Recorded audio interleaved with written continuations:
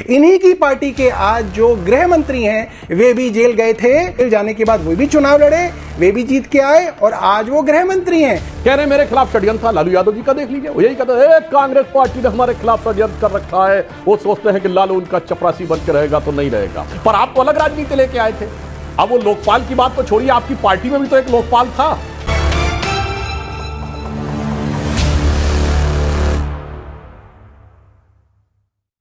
मेरे साथ सुधांशु जी, आपकी वाणी से बहुत नाराज है आम आदमी पार्टी के नेता सौरभ भारद्वाज जी। आज पत्रकार वार्ता की, उन्होंने कहा कि भाई सुधांशु जी जबान संभाल के बात करें, सजा याफ्ता ना बोलें, इलाज करवाएं, नहीं तो हम इलाज कर देंगे। अभी कह रहे हैं कि राजनीतिक इलाज भी होता है, बहुत इलाज होते हैं, कर देंगे। सुधांशु जी, आमतौर पे आपके ऊपर ऐसा नहीं होता है कि वाणी को लेके आपको कोई बोला जाए, लेकिन वैसे बड़ी मर्यादा के साथ अपना विषय रखते हैं। मैं उनकी आपत्ति को स्वीकार करता हूं और मैं कहता हूं कि हाँ, केजरीवाल जी सजाए याफ्ता नहीं, सजाए रास्ता है, और हम बात खत्म करते हैं। वो उनको सजा हो नहीं चुकी है, वो सजा के रास्ते के तरफ अग्रसर है।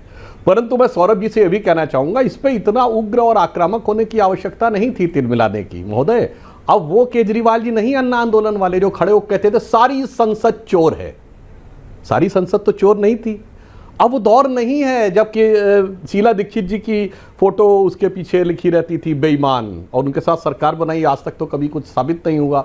तो मुझे लगता है कि उस विषय को लेकर भी अब वो छवि, वो वातावरण वो बिल्कुल बदला हुआ है। और आज आप देखिए वक्त कितना बदला है। ऐश्वर्य जी, केजरीवाल जी भारत के इतिहास के उन अनोखे मुख्यमंत्रियों में से एक हैं जिन पे सर्वोच्च न्यायालय ने कार्यालय जाने की रोक लगाई है। और मजे की बात यह है कि जो लोग पहले जेल जा चुके हैं, हमारी सरकार आने से पहले 2008 में झारखंड के सीएम मधु कोड़ा, 2006 में झारखंड के सीएम शिबू सोरेन, 2000 में करुणानिधि, 1996 में जयललिता और 97 में लालू प्रसाद यादव।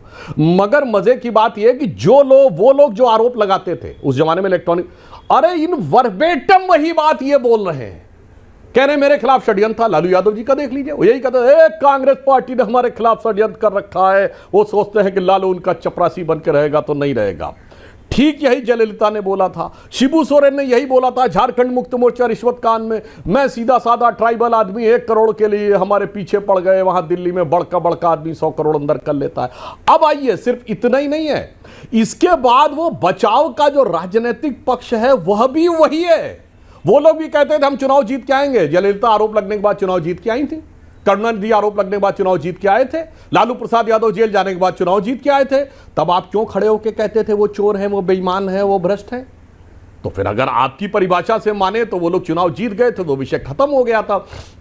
तो मैं कुल मिलाकर ये कहूंगा कि शायद वो सारे लोग जो भ्रष्टाचार के आरोप में पहले जेल जा चुके और उसके बावजूद चुनाव जीत के आ गए और फिर चुनाव की जीत को अपनी भ्रष्टाचार के आरोप के हुई नैतिक जीत मानने लगे, वो शायद आज केजरीवाल जी के लिए कह रहे होंगे, वो जो पुराना गीत था ना, रफ्ता रफ्ता वो मेरी हस्ती का साया हो गए।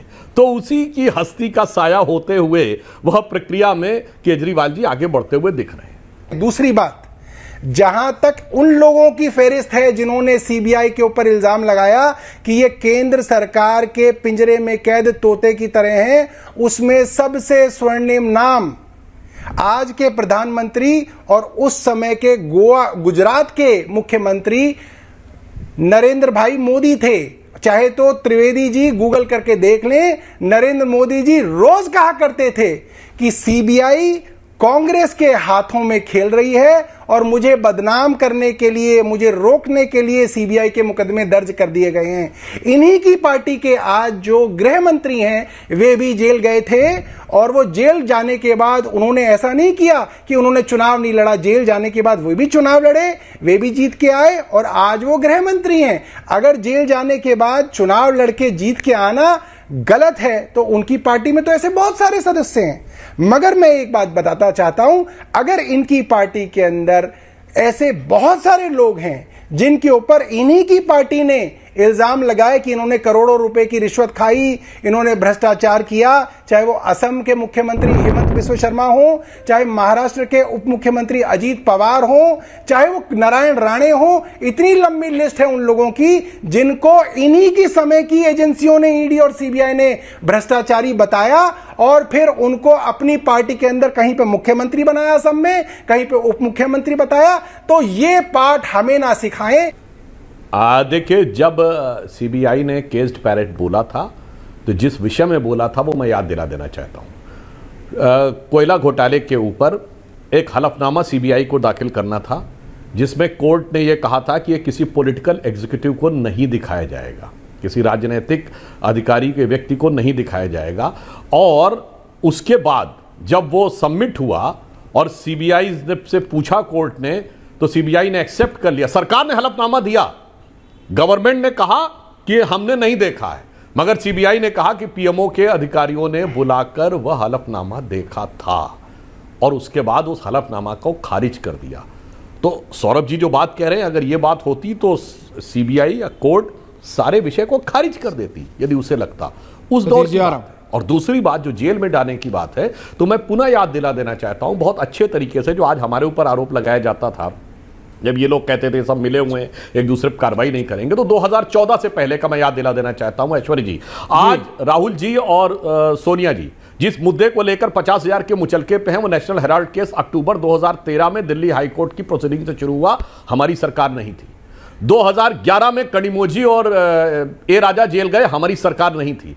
2010 में सुरेश कलमणी जेल गए, हमारी सरकार नहीं थी। 2008 में मधु कौड़ा जेल गए, हमारी सरकार नहीं थी। डिसप्रोपोर्शनेट एसेट के केस मुलायम सिंह मायावती पे 2006-07 में लगे, हमारी सरकार नहीं थी। शिबू सोरेन 2006 में जेल गए, करुणानिधि 2000 में जेल गए, लालू यादव 97 में जेल गए, जयललिता 96 में जेल गई, झारखंड मुक्ति मोर्चा रिश्वत काट 1994 में हुआ, राजीव गांधी पे आरोप 87 में लगा, एफआईआर 90 में हुआ। महोदय, इसमें 2014 के बाद का क्या है?